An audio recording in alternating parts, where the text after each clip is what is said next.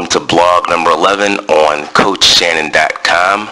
Blog 11, the Olympic medal count decline.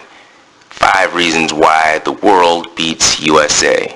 Of course, we're talking about the Olympic Games and why the world beats USA in the medal count. Before we get started here, just some background information. I wrote this article originally in 2012 after the Olympic Games that were held in London, and I noticed a downward trend since 1992. Quickly, this will be from 1992 till 2016, and the Olympics are every 4 years. Barcelona 8 medals, Atlanta 8 medals, Sydney 7 medals, Athens 6 medals, Beijing 3 medals, London 4 medals, Rio 3 medals. Incidentally, from 1968 through 2016, USA has won a combined medals of 72, and that is over the course of 13 Olympics. So if you divide 72 by 13, you get 5.53 medals per game. If you take a look at Russia and or the Soviet Union, during that same time period, they roughly have doubled our numbers in terms of total medals won and medals won per game. So Russia / the Soviet Union won 145 medals, averaging 11.15 medals per game, per Olympic Games. So this blog, the Olympic medal count decline, 5 reasons why the world beats USA, is going to essentially cover 5 reasons why I think we're on a decline in terms of winning medals at the Games. And I'll just kind of read them off to you, and I'll give you a little bit of an explanation. There is information written in the written form of the blog, and this is the audio version of the blog, so I'm going to kind of give you a summary and then a little bit more information that I probably wasn't able to put on print or in print. The 5 reasons I suggest are MMA, money, other training systems, sports schools, and the basketball and soccer effect. Okay, so we're going to try to keep this in between 10 and 15 minutes, and you can read the article and it'll have some other information there. Incidentally, Helen Maroulis became the first USA woman to win an Olympic championship at the Rio 26 Olympic Games. And also, Kyle Snyder was a 20-year-old Olympic champion, and he was the youngest USA Olympic champion ever in the sport of wrestling.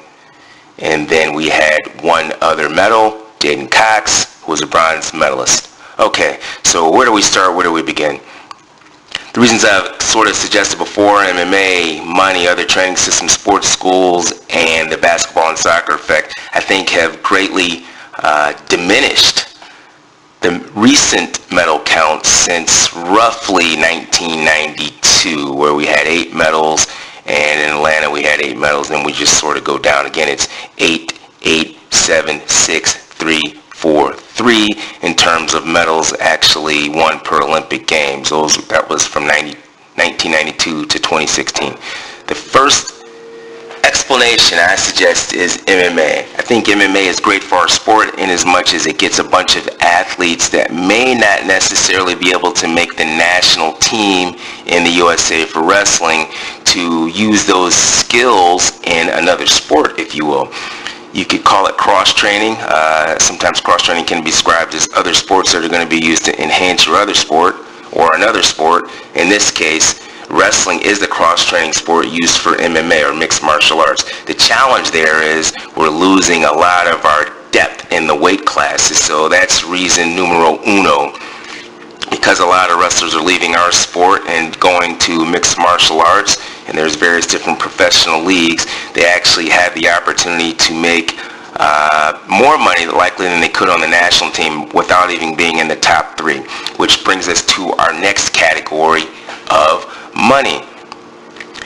In recent times, I want to say probably in 1992 or maybe 1988, USA Wrestling created the national teams, which means the top 3 athletes in each weight class got a stipend. Now, I'd have to check and see if these numbers are accurate, but it's roughly $1,000 to $5,000 per 9 months, because there's 3 months in there that they actually don't get a stipend.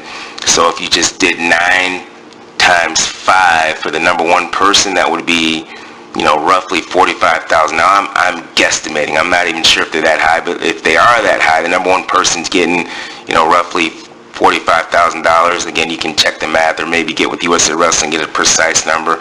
And the 3rd place person, if it is $1,000, would be getting roughly 1 times 9 would be $9,000. Now, if you're the number 1 person in the country, you likely would be able to survive and thrive and train, like I sort of suggest in the print there. But if you're the lowest person on the totem pole, number 3, that may be enough money to pay your rent, if you will, or your car note, but you're likely going to have to get some other type of job. So the point there is, because of the amount of the stipend that's, generated by the people on the national team, a lot of people, sort of either have another coaching job or another job on the side, and or they go into mixed martial arts. Now, the challenge with having another job on the side is when you're training to be an Olympic champion and or a world champion or make the national team, your time is limited because you spend a lot of time training and you do need time to recover. So money comes in at the number 2 reason why I think the medal count is in the decline or on the decline.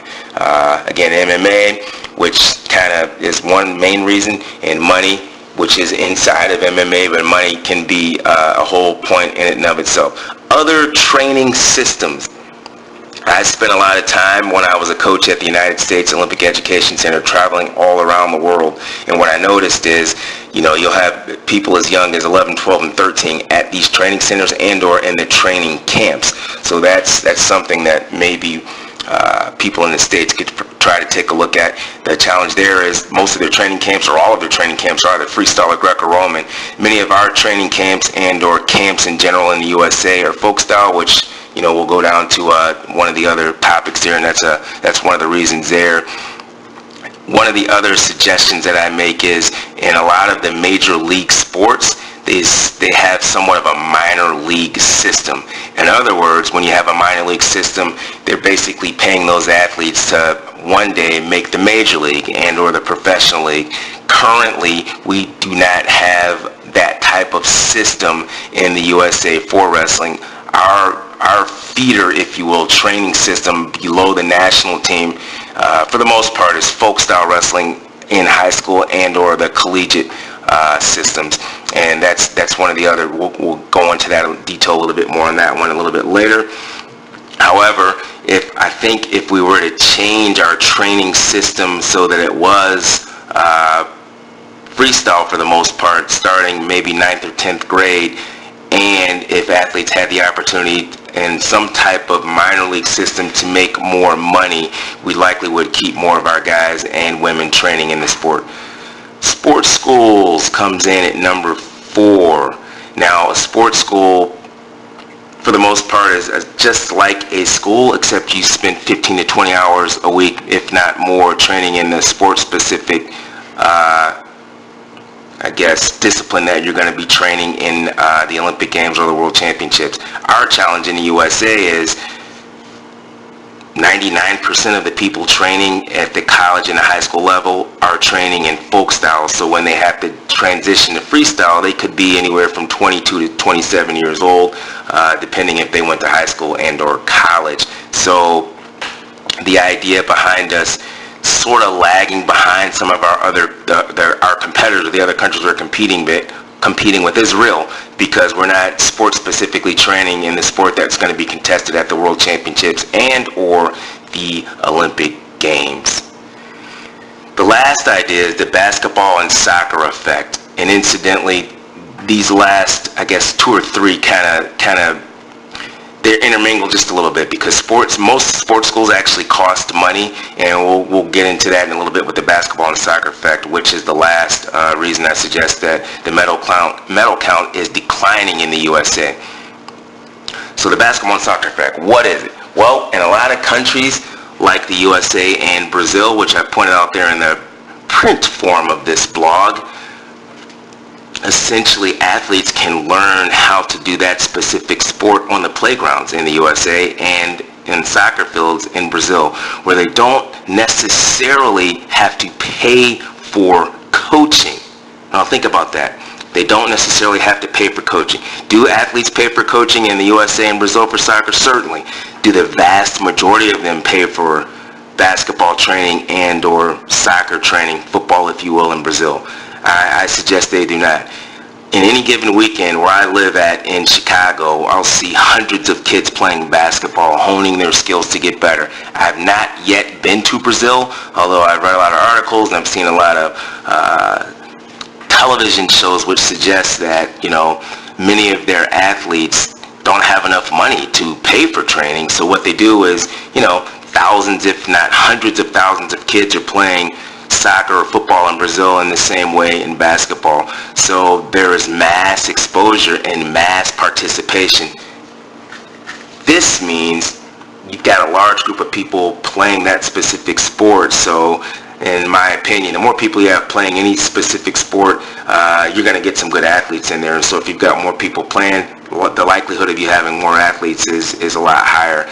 On the other hand, because so many people are playing and maybe their dad played or their uncle played or their mom played or their sister played or something like that, the skill level actually does go up just because of the mass amount of numbers, and they're watching it on television, and some of their heroes and some of their idols and some people they want to be like are on television playing all the time. So when they see these people, they actually can start to mimic the movements and the skills that they're seeing on television, and then they go to the playground and they use those specific sports. So in a nutshell, those are the reasons why I think the USA is lagging behind in the medal count. Again, just in conclusion, I think if we are able somehow to offset MMA, the money situation, money and MMA kind of go hand in hand, other training systems, sports schools, and the basketball soccer effect, I think not only will we have a better opportunity to win medals, but our sport could actually become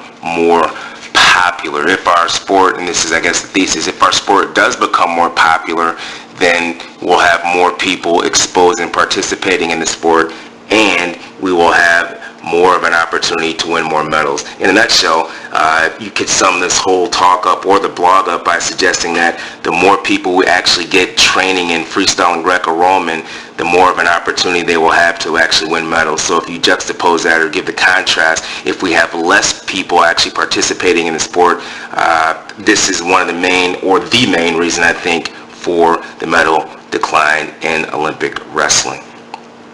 Just to kind of follow up on some of the information that you can get on coachshannyn.com, you can receive all sorts of blogs. One's just like here, and this one was the Olympic edition, so we didn't have one last week because we did a lot of coverage of the Olympic Games. You can see some of those highlight videos and slideshows on our YouTube page, on our coachshannyn.com page. And again, if you go to coachshannyn.com, you can click on some of the icons, his Twitter page, the Facebook page, and you can see some of that other material. Thank you for listening and reading the blog, and we will talk to you next time.